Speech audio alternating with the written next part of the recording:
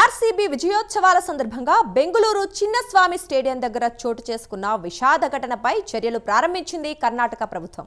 తొక్కిసలాటలో 11 మంది చనిపోవటాన్ని సీరియస్ గా తీసుకున్న సిద్ధరామయ్య సర్కార్ బెంగళూరు పోలీస్ కమిషనర్ తో పాటు తొక్కిసలాటతో సంబంధం ఉన్న ఇతర పోలీస్ ఉన్నతాధికారులపై సస్పెన్షన్ వేటు వేసింది.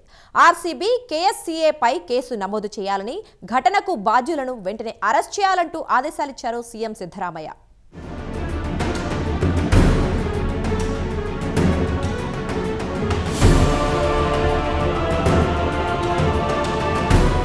మంగళవారం రోజు జరిగిన ఐపీఎల్ ఫైనల్స్ లో ఆర్సీబీ విజయం సాధించిన విషయం అందరికీ తెలిసిందే. 18 ఏళ్ల తర్వాత రాయల్ ఛాలెంజర్స్ బెంగళూరు గెలుపొందగా క్రికెట్ ఫ్యాన్స్ పెద్ద ఎత్తున సంబరాలు చేసుకున్నారు. ముఖ్యంగా కర్ణాటక సర్కారు ఈ విజయాన్ని సెలబ్రేట్ చేసేందుకు బెంగళూరులోని చిన్నస్వామి స్టేడియంలో ఏర్పాట్లు చేసింది. జట్టుకు చెందిన క్రికెటర్లంతా అక్కడకు రాగా 2 నుంచి 3 లక్షల మంది అభిమానులు అక్కడకు చేరుకున్నారు. టికెట్లు లేకపోయినా స్టేడియం లోపలికి వెళ్లేందుకు ఆసక్తి చూపించారు. గేట్లు తోసేసి మరీ లోపలికి వెళ్లారు. ఈ క్రమంలో తొక్కిసలాట జరిగింది. మొత్తంగా 11 మంది చనిపోయారు. అలాగే మరో 500 మంది వరకు గాయపడ్డారు.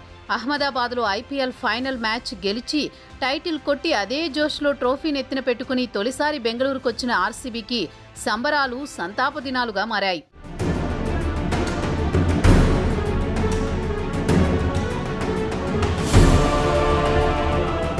ఆర్సీబీ జట్టు ఐపీఎల్ టైటిల్ గెలుచుకున్న సెలబ్రేషన్లో పాలు పంచుకోవడానికి దాదాపు 2 లక్షల మంది అభిమానులు చిన్నస్వామి స్టేడియంకు పోటెత్తారు. భారీగా తరలివచ్చిన జన సందోహాన్ని అదుపు చేయడం పోలీసులకు కష్టసాధ్యంగా మారింది. దీంతో ఒక్కసారిగా తీవ్ర గందరగోళం నెలకొంది.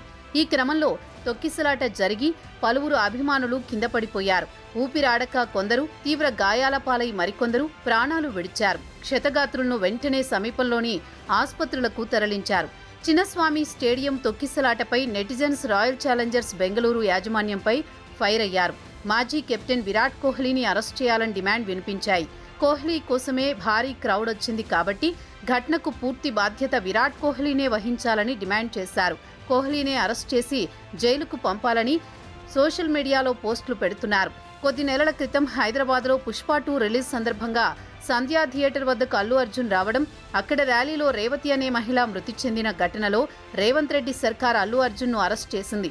అయితే ఇప్పుడు అదే తరహాలో విరాట్ కోహ్లీని అరెస్ట్ చేయాలని డిమాండ్స్ వినిపిస్తున్నాయి.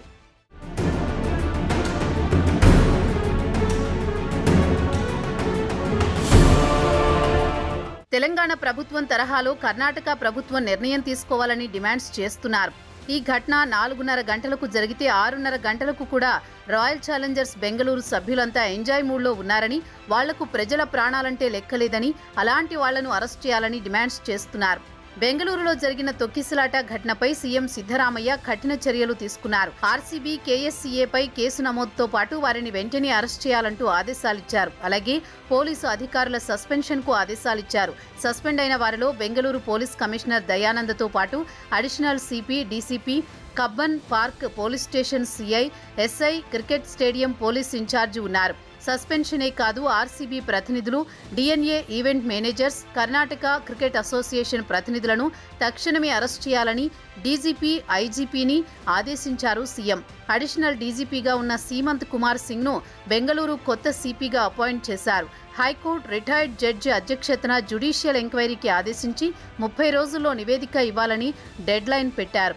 సీఎం సిద్ధరామయ్య తొక్కిసలాటపై సమాచార హక్కు కార్యకర్త స్నేహమయ్యి కృష్ణ ఇచ్చిన ఫిర్యాదుతో కేసు నమోదు చేసిన పోలీసులు ఎఫ్ఐఆర్లో A1గా, ఆర్సీబీ A2గా, డిఎన్ఏ మేనేజ్మెంట్ A3గా కర్ణాటక క్రికెట్ అసోసియేషన్కు చేర్చారు. నేరపూరిత నిర్లక్ష్యంగా పేర్కొంటూ పలు సెక్షన్ల కింద ఎఫ్ఐఆర్ నమోదు చేశారు.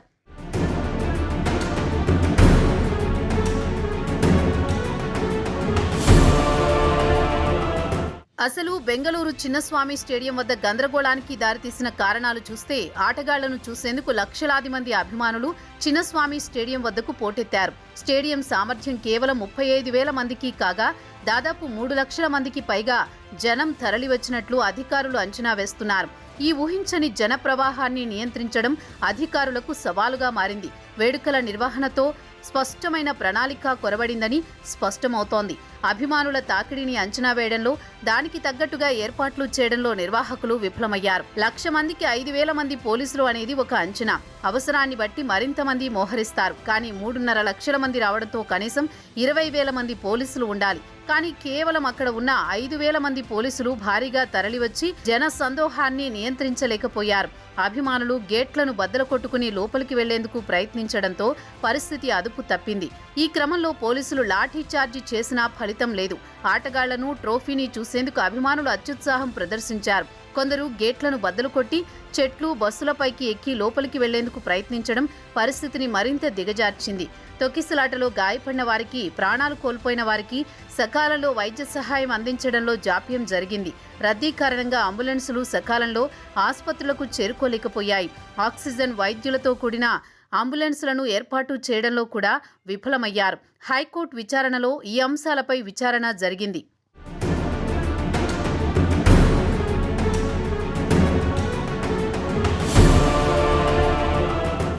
విక్టరీ పరేడ్ విషాద పరేడ్గా మారటంతో చనిపోయిన వారికి ఆర్సీబీ యాజమాన్యం పరిహారం ప్రకటించింది. అయినప్పటికీ కర్ణాటక ప్రభుత్వ చర్యలు మాత్రం ఆగలేదు.